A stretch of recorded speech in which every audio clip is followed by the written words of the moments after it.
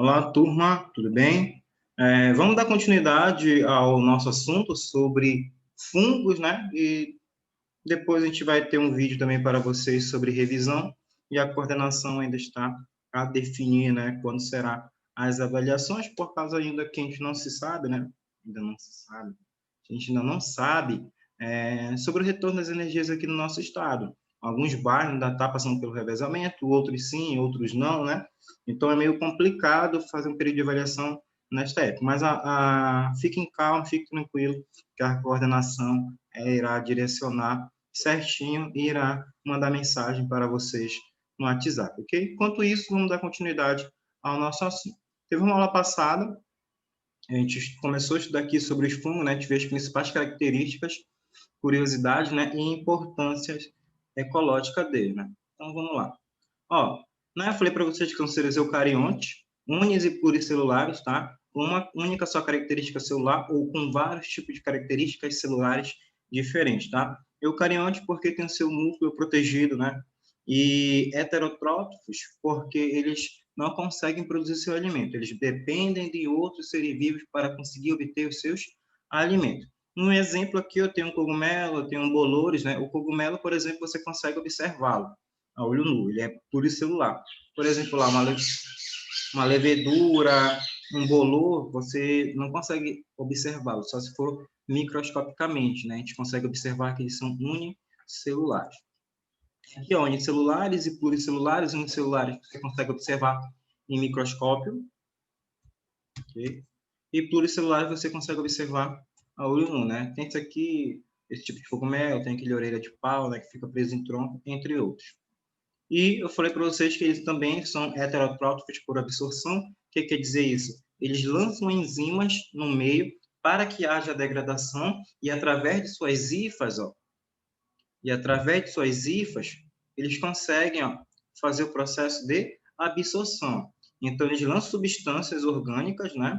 Tem uma substância orgânica, desculpa, no meio. O que ele vai fazer? Lançar enzimas sobre elas para quebrar essa substância orgânica complexa, quebrá-la em partículas menores para que ela seja absorvida. Tanto é que quebra, transforma ela em substâncias simples, e essas substâncias simples serão absorvidas, tá? Então, por isso que eles fazem pelo processo de absorção. É igual na gente, turma, quando a gente come determinado alimento, o que acontece? Ele vem em macromolécula. E qual é a função do nosso sistema digestório? Quebrá-lo, tá? Em micromoléculas, para quando chegar lá no intestino delgado, a gente consiga fazer essa absorção. Então, o alimento, quando entra no nosso organismo, ele entra em macromoléculas. A partir da mastigação, da saliva, suco gástrico, né, bile, suco entérico, entre outros, vão fazer com que ele seja quebrado, transformado em pequenas moléculas, para assim ser absorvidos. No oitavo ano, vocês vão estudar sobre os sistemas, todos os sistemas digestório, circulatório, excretor, respiratório. Tá? Então, ó, digestão extracorpórea. Começa fora do corpo, porque ele lança enzima, e lá ele começa a fazer o processo de absorção. Estou revisando tudo aqui que eu falei para vocês na última aula. Falei aqui classificação, vocês têm leveduras e têm fungos filamentosos, né? As leveduras são células únicas e reproduzem-se por brotamento. Então, como elas são células únicas, elas vão ser caracterizadas como unicelulares. Já os fungos filamentosos são multinucleados, possuem mais de um núcleo, né? Você tem hifas septadas e não septadas. O que quer dizer isso, professor? Septadas e não septadas. Você tem aqui uma hifa, uma estrutura daqui, ó. Tá vendo essas hifas aqui, ó? Como se estivesse fazendo ela. Aí você tem septos, ó. Septados, que elas separam o núcleo. Aqui está um núcleo, aqui está outro núcleo, aqui está outro. Ou pode ser mais de um binuclear, né? Mais de um núcleo na mesma estrutura. Tá? E tem hifas que não são septadas, não possuem septo. Tá? Não possui, ó. Assim mesmo. Onde seus núcleos estão fluindo normalmente sem ter alguma estrutura que faça barrar elas, tá? Falei para vocês de fungo filamentoso, ó. Falei aqui também da estrutura, ó, micélio reprodutivo, a estrutura reprodutora que fica aqui em cima, e aqui embaixo, ó, tem a estrutura que produz os grãos de pólen. Então, a estrutura, né, que tem os esporos, produz esses grãos de esporo, né, esses esporos, aonde eles caírem, eles vão dar origem a um novo fungo, né, uma nova hífa, essa hífa vai crescer, ok? E dar origem a um novo fungo. Os esporos são as estruturas de dispersão dos fungos, né, são as suas sementinhas, onde cair vai germinar e dar origem ao novo fungo. E aqui embaixo você tem o micélio vegetativo, que é mais parte de crescimento, tá? Deste vegetal já, deste fungo. Eu estava gravando uma aula sobre vegetal lá para o segundo ano de revisão. Aí já estou com os vegetais na cabeça. Você vai estudar vegetais de novo lá no segundo ano. Está um pouquinho mais complexo, tá? Então, você tem a estrutura reprodutora e você tem a estrutura de vegetativa, que é a estrutura de crescimento deste fungo. Aqui é onde vai produzir os esporos, onde os esporos cair, ó, eles vão dar origem a hifas, e eles vão começar a crescer e formar aquele bolor, tá? Que você vê lá, parece algodão, né? Em cima de uma panela, esquecido com arroz. Brotamento é a reprodução assexuada que ocorre na levedura. Então, o processo de brotamento, você tem ela divide seu núcleo em dois e separa-se. Essas duas estruturas são idênticas uma à outra. E a respiração, que é reprodução sexuada, tá? Onde vai ter a ligação, turma, das hifas positivas com hifas negativas. Como assim, professor? Quando cai um esporo, o esporo ele vai cair, caiu aqui, né? No pão, está crescendo a sua hifa. A hifa dele está crescendo, e essa hifa dele irá se diferenciar em um lado positivo, tá? Um lado positivo, e o outro negativo. E o que irá ocorrer aqui? Ele se atrai. O positivo e o negativo vão se atrair, ó. Lá no pão, eles vão um ao caminho do outro para que ocorra aqui, ó, a junção, ó, tá? Dos gametângios. O que são os gametângios? As estruturas reprodutoras. E ocorre a fecundação, aonde irá se unir e depois dá origem a uma nova esporos, né? E onde ele cair, vai repetir o ciclo, dá origem a uma nova hifa, vai liberar esses esporos, eles vão se desenvolver, aí depois vai ter estrutura positiva e negativa, aonde elas vão ao seu encontro. Então, sem querer, você deixou cair lá, deixou um pão em cima da mesa e esqueceu por alguns dias. Os esporos caiu, eles vão germinar nesse pão, começar a se desenvolver, tá? Vai começar a crescer hifas. Essas hifas, quando elas crescem e desenvolvem, elas têm os seus gametângios, que são a hifa positiva e a hifa negativa. Essas hifas vão ao seu encontro e elas unem o seu gametângio. Quando elas unirem o seu gametângio, elas vão estar fazendo a reprodução sexuada. Quando fazer a reprodução sexuada, elas vão dar origem a outra hifa, que é uma hifa que ela tem metade dos cromossomos. Houve a reprodução, agora dá origem a uma hifa com a metade dos cromossomos, aonde ela vai cair, né? Vai liberar os esporos e vai dar origem de novo a um novo ciclo. Tá? Então, reprodução sexuada, a troca de material genético. Reprodução assexuada, o que ocorre? Ela dá origem a um broto e esse broto se desenvolve e pode dar origem a outros brotinhos. Respiração, falei para vocês que há dois tipos, aeróbicas obrigatórias, que são a sua maioria, então eles precisam de oxigênio para a sua sobrevivência, e aeróbicos facultativos. O que seriam os aeróbicos facultativos? São aqueles que podem viver tanto na presença de oxigênio como não, ok? Então eles conseguem sobreviver tendo oxigênio e não tendo oxigênio, ok? Vou passar para o próximo slide. Opa, passei sem querer um aqui. Quais são as principais importâncias ecológicas dos fungos? Falei para vocês, tem principalmente importância ecológica na parte de decomposição, da ciclagem dos nutrientes no meio ambiente, né? Pegar a matéria orgânica, fazer com que haja o processo de decomposição e transformar em matéria inorgânica, né? Fazendo aquele adubamento, deixando o solo produtivo para que seja absorvido esses nutrientes que foram pelo processo de decomposição pelos vegetais. Aqui. Decomposição, né, da matéria orgânica morta, transformar ela em matéria inorgânica. Como decompositores da matéria orgânica, né, fazendo a ciclagem dos nutrientes. Falei para vocês também aqui, ó, da associação entre líquens, né? Na verdade, o líquens é uma associação entre fungos e algas, aonde há a troca benéfica de substâncias e nutrientes entre eles. As algas, como elas são autótrofas, elas conseguem produzir seu próprio alimento.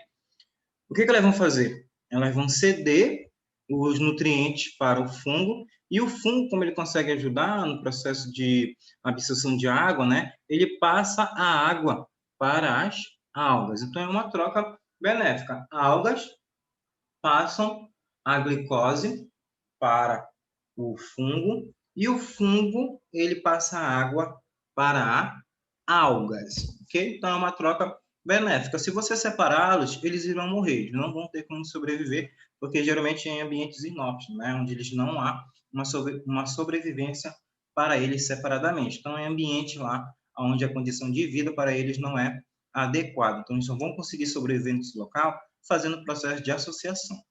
Geralmente quando você for estudar, por exemplo, no nono ano,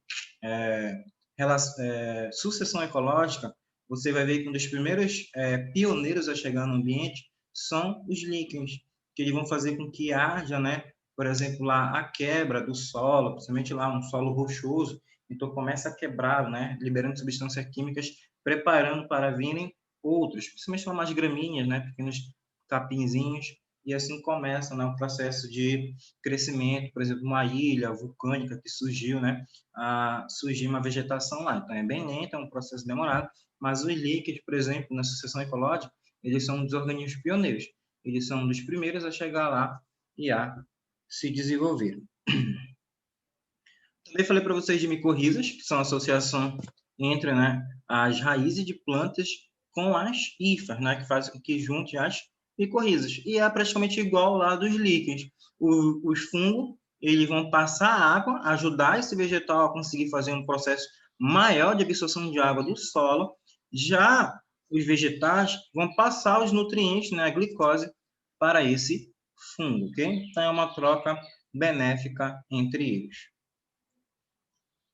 Importância econômica, né? Na aula que eu falei para vocês sobre fungo, eu tinha parado aqui. E agora falar sobre a importância econômica dos fungos, tá? Os fungos, eles realizam o processo de fermentação, que é importante principalmente aqui, ó, para a indústria, né, de produção de alimento. Há o processo aqui de fermentação de massas, né, para fazer pão, pizza, entre outros. Também aqui, ó, produção de bebidas alcoólicas, né, também utilizada aqui na fabricação de cerveja, na fabricação de vinho também são utilizados fungos que realizam o processo de fermentação, ok? E fungo também comestíveis aqui, você já deve ter comido pelo menos o champignon na sua vida, para claro, né, para quem não para quem não é vegano, né? Mas até quem é vegetariano come, né? Mas vegano não. Mas aqui alguém na vida que já deve ter comido, né? Um estrogonofe e lá coloca esse champignon, né? Você já deve ter comido champignon, shiitake, né? Que já comeu, um pouquinho caro, tá? Mas alguém já deve ter comido determinado fungo que é utilizado para a indústria comestível. Aqui, ó, né? Também aqui, ó, na fabricação, né? Nas indústrias, né, de laticínios, né, na produção de queijo, né, o Roquefort, né, bem caro, que os fungos são adicionados para dar um gosto especial aos queijos, né, o Roquefort, bem caro. Nunca comi na minha vida um queijo desse aqui, meio estranho, né, as pessoas falam que é muito bom. Okay? Eu já vi programas assim que, por exemplo, eles vão comer esse queijo, eles têm determinado vinho para você saborear com maior perfeição, né? Coisa chique, né? Então, tem tipos aqui, tá, para a produção. O queijo é obtido pela fermentação do leite e essa fermentação é realizada pelos lactobacilos, né? Também aqui, ó, só que do queijo é do reino Monera, tá? Então, para você fazer aqui, ó, o queijo aqui, ó, ele vai ser pelo processo de fermentação das bactérias. Mas o fungo aqui, ó, ele é utilizado no Roquefort, que é para dar um sabor a mais. Por exemplo, quando eu era moleque, mais novo, eu ia para o terreno do meu avô e ele fazia com que a gente produzisse leite lá. Ficava sacudindo, né? Ia lá nas vaquinhas, colocava a gente lá para ordenhar elas e colocava no balde, depois passava por várias garrafas, né? Como meu avô vendia na feira aqui de Macapá, os queijos, muito bom, até na época lá, até hoje o gosto. Ficava sacudindo aquelas garrafas de 2 litros. Ficava meia hora com o braço cansado, meia hora para sacudir uma garrafa, a gente tinha que sacudir mais de 10. Ficava sacudindo, que era, né, para aumentar a temperatura e fazer com que houvesse o processo de fermentação. Depois ele tinha aquele recipiente, né, de madeira, palha, não lembro o nome lá, que colocava o leite e deixava ele por tempo lá, para com que ele endurecesse e fabricasse o leite, né, para que produzisse o queijo. Aí se colocasse na geladeira, eu me lembro que virava coalhado, né, muito gostei de coalhado. Mas tá, então o queijo aqui ele vai ser através de bactérias, mas aqui, por exemplo, ó, você utiliza fungos para dar mais sabor, ok? Dar mais gosto, né, a determinados queijos. Deve ser bom, né? A pessoa que aprecia deve gostar bastante. Também utilizando na indústria farmacêutica o fungo penicilina, né, que é o que produz a penicilina, o primeiro antibiótico, né, um dos primeiros, né, o primeiro pai dos antibióticos a ser utilizado lá depois da Segunda Guerra Mundial, né, pelo Alexander Fleming, que ele produziu isso aqui, depois ele não gostou, né, da forma que ela foi utilizada, ganhou até, na verdade, ganhou, né, o Nobel da Paz, se não me engano, acho que ele ganhou o Nobel da Paz, mas principalmente por causa dos auxiliares dele que continuaram os estudos. Ele deixou cair sem querer uma amostra do fungo, né, da penicilina, dentro de um frasco lá onde tinha cultivo de bactérias, e ele viu que uma substância que ela lançava lá fazia com que os fungos, as bactérias não crescessem, né, quando esse fungo estivesse presente. Eu mostro aqui a penicilina, ó, e as bactérias não estão crescendo, ó. Ela diminui. E a partir daí ele extraiu essa substância e começou a estudá-la, né, e criou lá o antibiótico. Só que o antibiótico ele foi disseminado pelo mundo de forma errada, né? Muitas pessoas não utilizavam ele sem, por exemplo, passar no médico. Hoje em dia, não. Para você comprar um antibiótico, tem que ir no médico, você tem que ter 2 vias, né? Para ficar uma na farmácia, uma fica com você, e você faz todo um cadastro lá, onde tem que ter todo um controle, né, dos antibióticos. Porque se as pessoas ficassem ainda continuando utilizando eles, o que ia acontecer? Surgia ainda superbactérias, tá? Bactérias adaptadas, né? O pessoal fala bactérias resistentes a determinados remédios, porque o médico vai lá, passa para você, ó, você vai tomar aqui, ó, esse remédio. Me dá uma foto já. A dosagem dele aqui, ó, é 600. Durante uma semana você toma a dosagem de 600. Na próxima semana você vai passar para esse aqui de dosagem mais forte, 800. Por que, turma, que tem que aumentar a dosagem? Que é para matar aquelas bactérias que sobreviveram a essa dosagem aqui, ok? Então, se você continuasse tomando a de 600, as bactérias iam ficar sobrevivendo. Aquelas que sobrevivessem, estavam adaptadas a essa dosagem, elas iam continuar se multiplicando e passando esses genes que estavam adaptados a essa dosagem. Então, as pessoas ficavam, eu tô com dor de garganta, eu vou lá na farmácia comprar um antibiótico. Me dá uma dor de cabeça. Eu não sei o quê. Qualquer dor que aparecer, tomar antibiótico. Não, né? Tem que ter todo um controle para que faça a utilização desses remédios. Aí você utiliza uma dosagem mais forte, que é para combater, tentar destruir aquelas bactérias que ainda sobreviveram à dosagem de 600. Então, como você viu aqui, os fungos são importantes, processos de decomposição na natureza, na utilização de remédios, indústria farmacêutica, indústria alimentícia, né? Indústria também na produção de bebidas.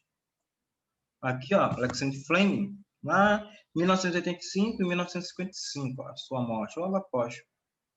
E quais são as principais doenças causadas por fungos, tá? Você tem aqui um fungo do café, que ele destrói, né, as plantações de café aqui, não só café, mas como outras vegetações também. Então, os fungos, eles são determinadas pragas para agricultores. Tanto é que muitos agricultores, eles acabam utilizando determinados agrotóxicos, que é para eliminar fungos e entre outros parasitas, né? Pragas que vêm tentar destruir a vegetação. Você tem a micose da unha, né? Fica feio, demora para fazer o tratamento, micose do pé ou o chamado pé de atleta, né? Algum menino já deve ter tido aí, né? Eu sei que tem uns meninos que gostam de bola, né, boleiro, aí usa o sapato, pegou água, chuva, né, caiu chuva no sapato, aí o sapato ficou todo molhado, a meia lá dentro, depois o menino não jogou bola, 3 meses depois foi jogar bola, usou a mesma meia, não lavou, né, aí vê lá e quando aparece, ó, aqui, ó, famoso micose ou pé de atleta. Geralmente isso é ocasionado se você não trocar a sua meia, tá? Tem que ter uma higiene, não é para usar a meia 3 meses, 2 meses, né? Usa lá 2 dias, troca, usa outro, né? Bastante meses e fica trocando. Usa também lá aquele tênis pé, né? Baralé, que dá uma ajudada também e alivia. E aqui, ó, a candidíase, pessoal, em recém-nascida, mas, por exemplo, aqui, a candidíase também ela pode ser uma IST, né? Que antigamente era chamada de DSTs, doenças sexualmente transmissíveis. Hoje, elas são chamadas de infecções sexualmente transmissíveis. Geralmente, se o médico descobrir, passar um exame lá e verificar que a mulher está com candidíase, o parto ele vai ser através de cesariana e não um parto normal. Vocês lembram que eu mostrei para vocês um parto normal e um parto cesariano, né? O parto cesariano, eu mostrei o vídeo normal, né, da mulher sendo cortada. Opa, o parto cesariano foi um vídeo normal e o parto normal eu mostrei um vídeo 3D, né? Vou mostrar para vocês lá a mulher despida, ok? Mas você verificou lá quando eu mostrei para vocês o vídeo, né? Então, o que vai acontecer? O médico, ele vai passar, né? Vai fazer que seja uma cesariana. Ah, professor, por que não parto normal? Porque o canal vaginal, ele vai estar, né, contaminado por fungos, por candidíase, a Candida albicans. Então, quando estourar, no momento que estourar a bolsa miniótica, aqueles fungos já vão, estão lá presentes no canal vaginal e no colo do útero. Então, eles já vão subir, que é para chegar nesse bebê. Se rompeu a bolsa, então a mulher tem que procurar logo o médico, né? Já rompeu, uma maternidade, né? São Camilo, aqui Unimed, né? Para fazer esse parto, ok? Aí, se rompeu, né? Mas geralmente, se o médico vê, turma, que ela está com candidíase, não vai nem chegar a romper, ele vai marcar logo um dia para que faça, né, a cesariana. Agora, se a mulher não sabe, não fez exames periódicos e não sabe que é candidíase, ela vai ter o parto normal, o bebê passa. Então, aqueles fungos ficam tudo aqui, ó, né? E aqui, por exemplo, ó, um paciente com HIV e com candidíase, né, que é uma doença oportunista. O que aconteceu? O HIV, ele faz com que seja baixado o sistema imunológico. Então, o nosso sistema imunológico, ele cai. E o que acontece? As doenças oportunistas, elas vão se aproveitar, ok? Desse sistema imunológico. Então, o HIV, a AIDS, ela vai destruir as células CD4, que são células de defesa, fazendo com que o sistema imunológico, ó, baixe. Aí a pessoa nem chega a falecer de HIV, né, de AIDS, e sim de doenças oportunistas. Pode pegar uma gripe, tornar-se uma pneumonia e assim vir a falecer, ok? Ainda aqui, ó, outras micoses, né, que pode dar, ó, no corpo, não somente aqui, ó, no pé de atleta, na cabeça, entre outras estruturas do corpo, ok? Aqui, por exemplo, ó, algumas principais doenças, ó, trato urogenital, né, lá no canal vaginal da mulher, na mucosa, você tem a cândida, né, que é a doença candidíase. No pulmão, você tem o aspergillus, que é uma infecção através, né, que ocorre na pele, nos olhos e no ouvido. Você tem pulmões, né, que você tem o criptococcus, que é criptococose, pulmão, coccidioide e coccidiomicosis, né? Por exemplo, aqui o arpégilo e o coccidioides, né? Pode ser também ser uma doença respiratória causada lá por pombos. Então, se você verificar, por exemplo, que tem pombos perto de você, e eles baterem asa, né? Coloca assim, ó, tanto, viu? Que pode ocasionar que você acabe tendo determinada doença respiratória. Ok? Então, essa aqui foi as principais curiosidades, né? E estudos sobre os fungos, né? Então, aqui, com cuidado lá com a histoplasmose, né? Que é ocasionada lá pelos pombos, tá? Pelo fungo que é eliminado através dos pombos, né? Que ele carrega. Beleza? Então, a gente finaliza aqui o capítulo sobre fungos. O próximo é sobre protozoários e irá faltar somente vírus para nós finalizarmos o livro de vocês. Irei também, como eu falei para vocês, a coordenação ainda vai orientar vocês referente a período avaliativo, mas eu vou gravar um vídeo de revisão do conteúdo para vocês, beleza? Qualquer dúvida, manda mensagem no privado do WhatsApp, beleza? Tchau, turma. Saudades. Até a nossa próxima aula. Não esqueça, matrículas ainda estão abertas.